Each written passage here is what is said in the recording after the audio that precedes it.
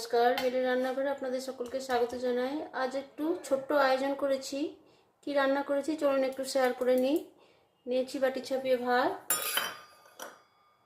আজকে সম্পূর্ণ নিরামিষ রান্না, এমন কিছুই রান্না করে নিয়েছি লবণ একটু, আর আজকে ঘি নিচ্ছি, আর নেব একটা কাঁচা লঙ্কা। আর রান্না করেছি বেগুন আর বড়ি দিয়ে, পালং শাক, পরের মতো লবণ মিষ্টি দিয়ে।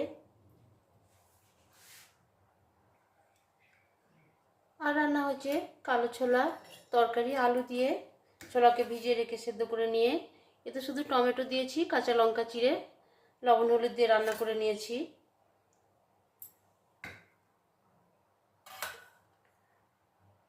টমেটো কাঁচা লঙ্কা বাটনা করে লবণ হলুদ দিয়ে পনিরের তরকারি করেছি, নিরামিষ তরকারি। একটু ঘি গরম মশলা দিয়েছি, এটাও বেশ ভালো হয়েছে খেতে।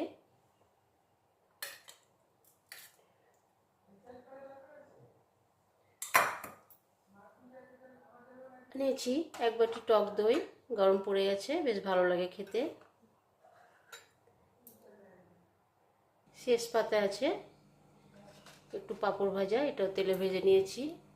আর আছে এক গ্লাস জল। আজকের থালি যদি ভালো লাগে ছোট্ট একটি লাইক কমেন্ট শেয়ার করবেন। পরের থালিতে আবারও দেখা হবে। টাটা, সব ভালো থাকবেন, সুস্থ থাকবেন।